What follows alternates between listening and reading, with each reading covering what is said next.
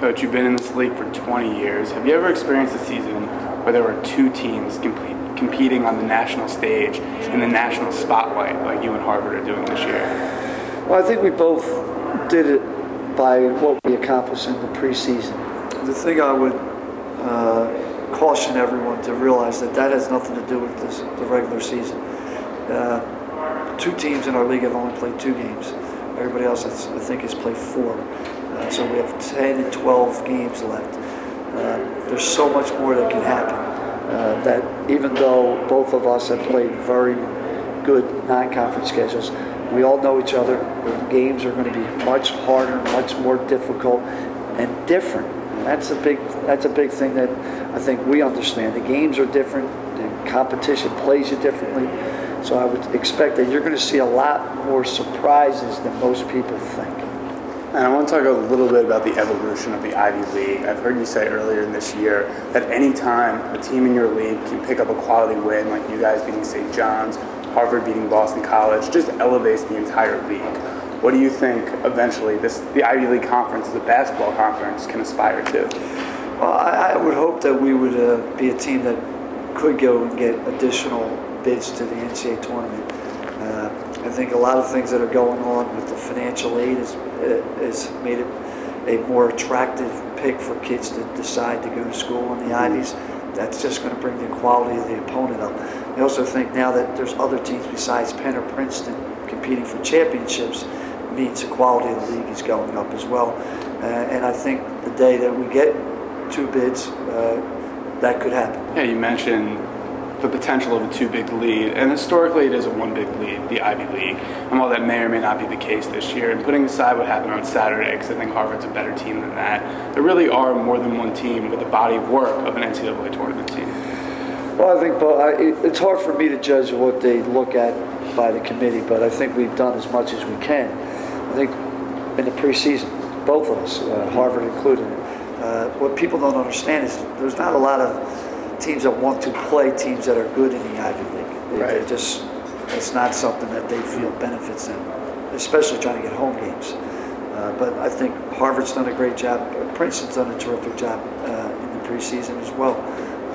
I would hope that, as I said, that this will eventually lead to additional bids for our league in the NCAA tournament. Now, your game against Harvard on Saturday, maybe not the close game that a lot of people expected, but when you play Harvard, it seems to be a completely different game when you play in Ithaca than in Boston. In 2008, you beat them by 21, 2009 by 33, and 2010 just on Saturday by 36. But at Harvard, you guys won by 1 in the Alex Tyler miracle of 2008. And Harvard got you guys last year by 1 point. What are you guys expecting for that game this month? No, it's interesting. They do play us very well at Harvard. I would expect a very difficult game. I think what happens on the road sometimes for a young team like Harvard, maybe they weren't that young last year, but I sense that the score really wasn't an indication of how the game was played here. I think it was much closer. It was more like 12 to 15 points with 10 to go, and we were able to put the pedal to the metal a little bit, so the game was a lot closer.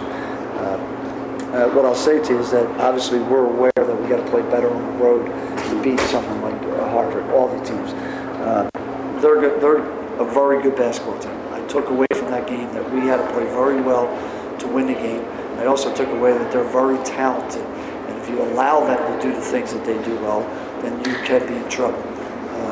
We're going to prepare for them just like we will everybody else. We'll be ready for their best shot at home. Yeah, I've heard you and your players say that there's no game tougher than an Ivy League road game. No one plays you harder, no one guards you tougher. You guys dropped 3 of those last year. How do you prepare for the rest of the Ivy League games this year, knowing that every team wants to be the one to dethrone Cornell? I think that's a great point. I think there's a lot of things I think that go into it, but I think our non-league schedule this year and our success that we've had on the road has really helped our mentality when we go on the road. I thought the real evidence of that was to go down to Columbia after you beat them here without their best player and go on their home court and really beat them worse in a lot of ways with their best player. I sense that the guys understand that the road is way different, but I also say that the experiences has made us gain confidence by going into other buildings that have been extremely difficult this year. won. Where last year I think we struggled with injuries last year on the road in the preseason. Know how much confidence we had on the road, to be quite honest. I think now we do. And preseason, you said that one of your goals this season was to be not one of the most improved team in the league. Because if you weren't, someone was going to catch you. With 10 games left on the schedule and hopefully a few more after that, what's left to improve upon? Well, I think what the Ivy League schedule allows you to do is, because you play on Friday and Saturday night, is that you're able to practice hard and get better Monday, Tuesday, Wednesday. Okay. There's ways that we have so much depth on our team. I want kids to develop more roles. I'm constantly thinking of personnel things we do, constantly thinking of things we can do on the defense. We have a load of improvement that we can make within our team, younger guys stepping up.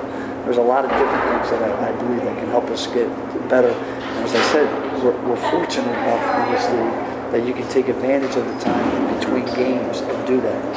And I would feel pretty negligent if I didn't bring them up today, but the big three on campus, Jeff Foote, Ryan Whitman, and Lewis Dale.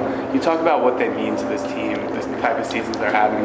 Well, I think all of them are having terrific seasons as they have terrific careers. They obviously have changed their whole program in a lot of ways. And it's one thing because they're talented. The other thing is because they buy into roles. Ryan gets 11 points.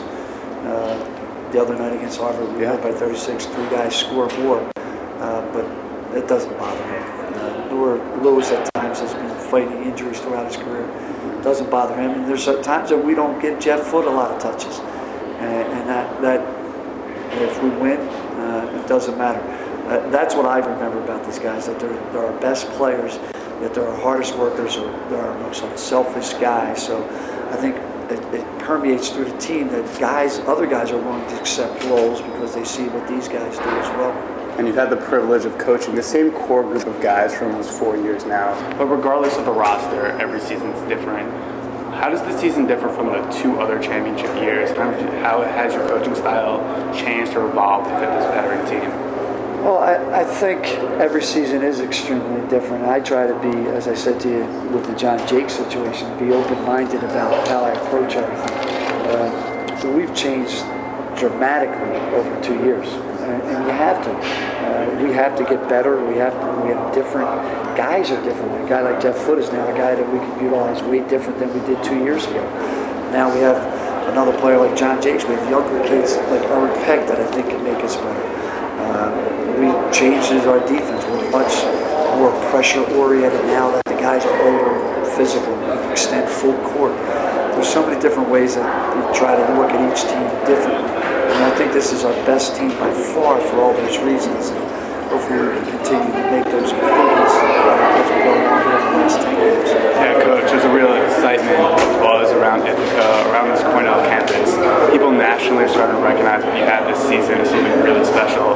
I just want to say thanks for coming on today, and best of luck the rest of the way. Well, I appreciate what you guys do. You guys have been incredible following our program, giving us great support over the years, even when we weren't on the top. I love it that you're that enthusiastic about the program. We do appreciate it. Appreciate it. We love doing it and appreciate the time. Thanks.